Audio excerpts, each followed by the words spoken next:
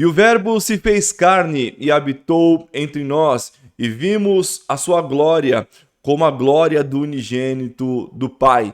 Por que é que João utiliza essa expressão e fala dessa maneira? Logo no início do evangelho ao qual ele escreve, qual o sentido dessa passagem? É isso que nós vamos ver hoje. Vem comigo, vamos juntos por dentro do texto.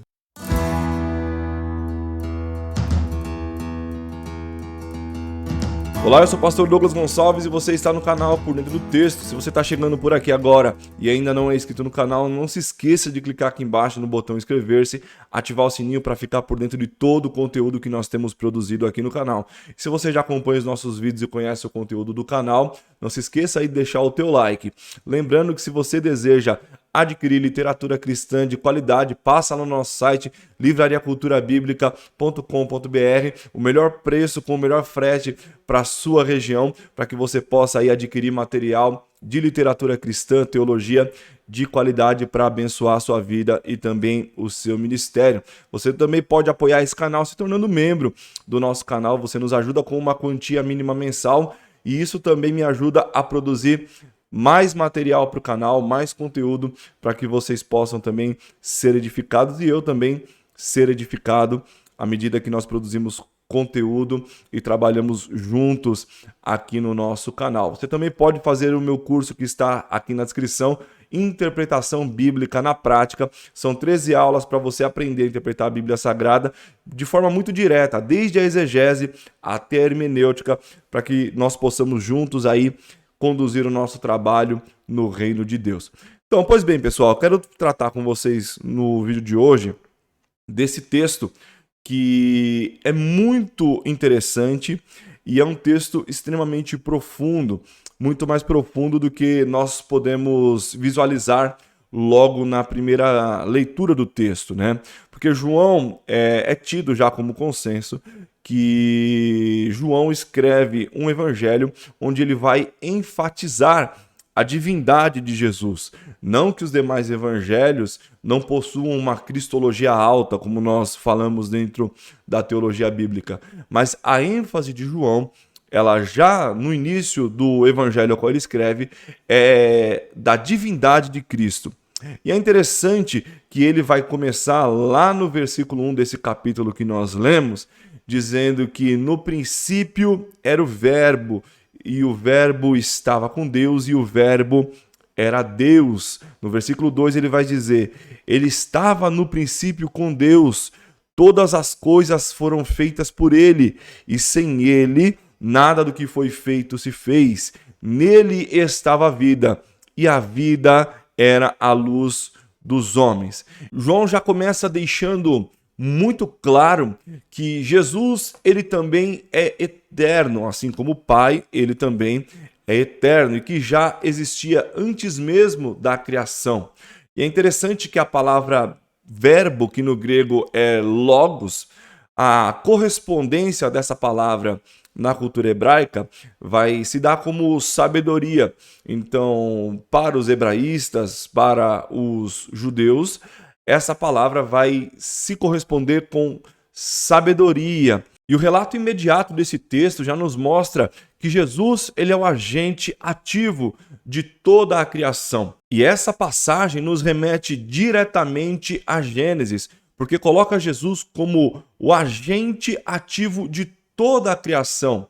Porque assim como Gênesis diz que tudo foi feito pela palavra de Deus, tudo foi criado pela palavra de Deus, João traz a correspondência exata, mostrando que Jesus é quem estava criando ali. Jesus era o verbo. Essa palavra verbo, que é logos no grego, a correspondência dela na literatura hebraica é sabedoria. Muitos intérpretes do Novo Testamento vão entender que João está falando da sabedoria de Deus como agente de toda a criação e essa sabedoria personificada em Jesus.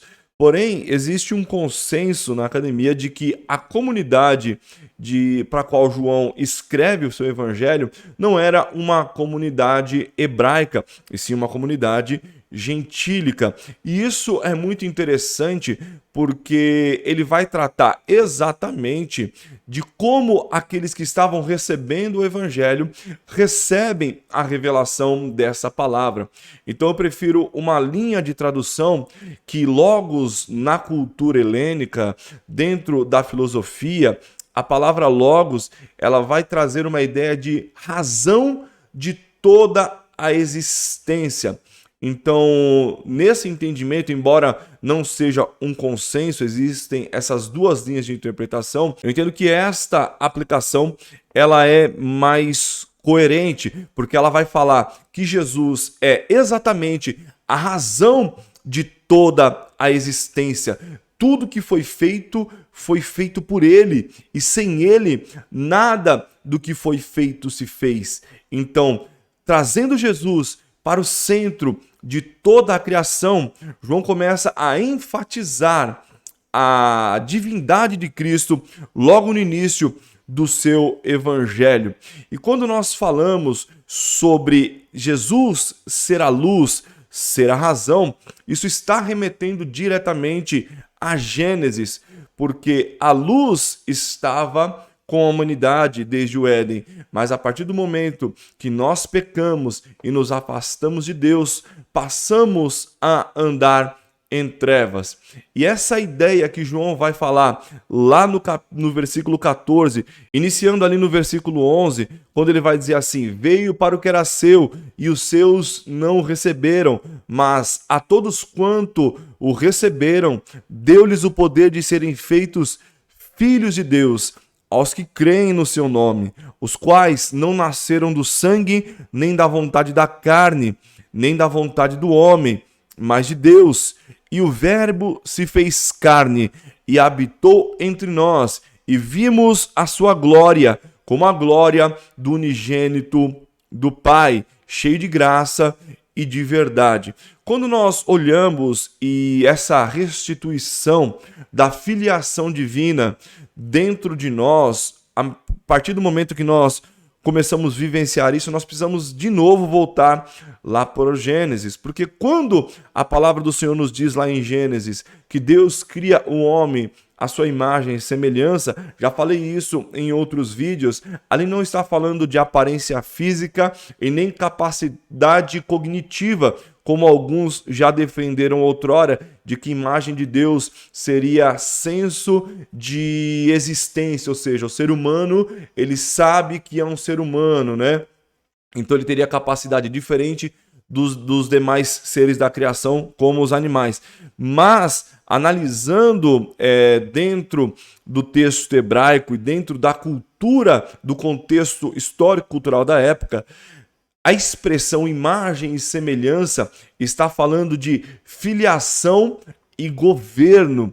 Então, Deus criou a humanidade para ser filho dele e deu a essa humanidade, deu a Adão, governo sobre a terra. E a partir do momento que Adão pecou, nós fomos destituídos dessa filiação, deixamos de andar na luz e passamos a andar em trevas.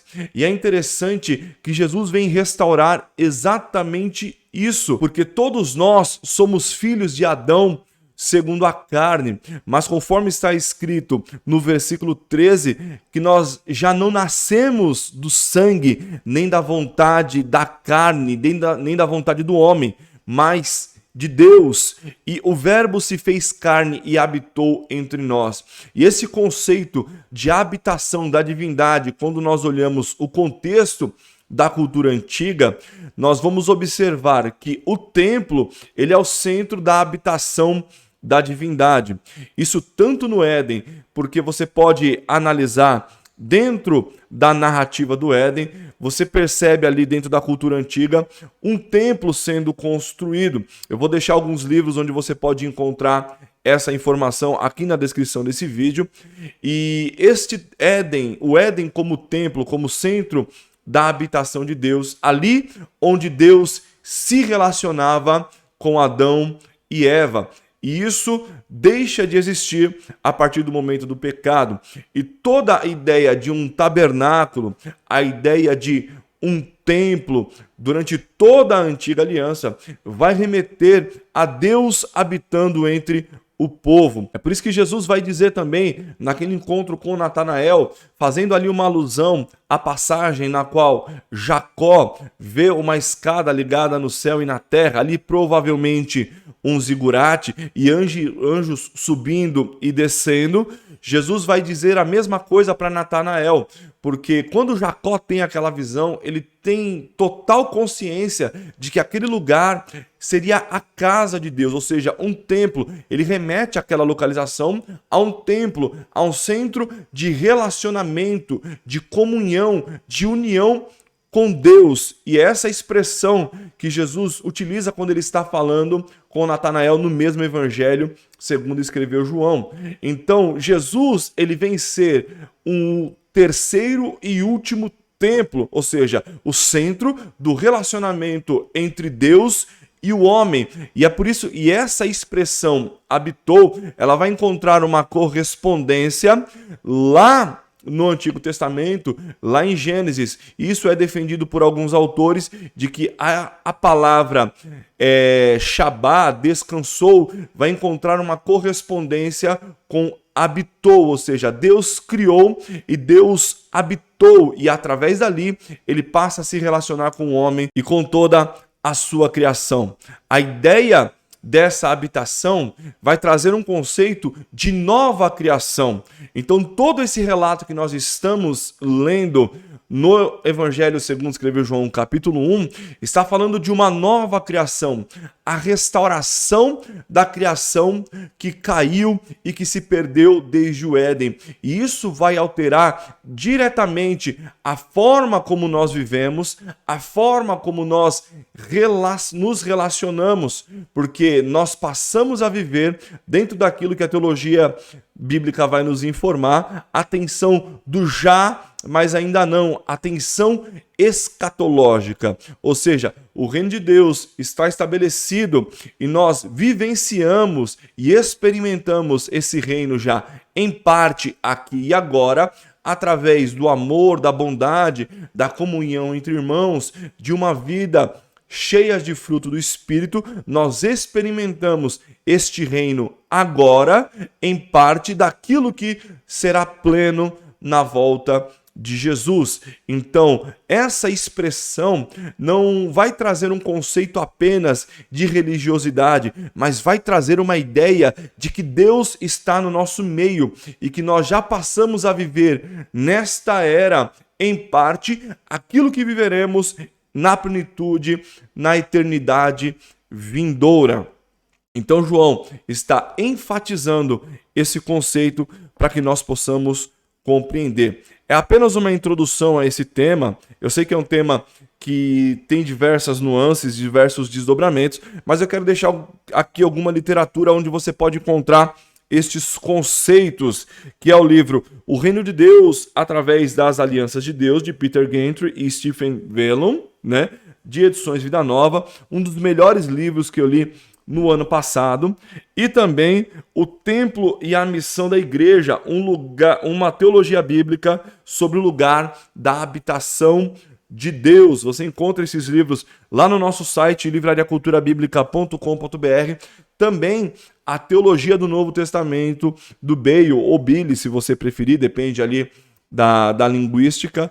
Então você encontra esses livros lá no nosso site, são obras que vão te ajudar na compreensão desse texto. Então João está enfatizando a divindade de Jesus e que Deus que outrora estava distante e se relacionava através de um templo construído por mãos humanas, através de um sacrifício, agora inicia uma nova criação, inaugura uma nova criação, e essa criação já pode ser vivida por nós em parte daquilo que nós viveremos na plenitude. Espero que você tenha gostado do vídeo de hoje. Se você gostou, curte aí, comenta o que você achou, compartilha nas suas mídias sociais. Valeu, pessoal, muito obrigado e até a próxima, se Deus quiser.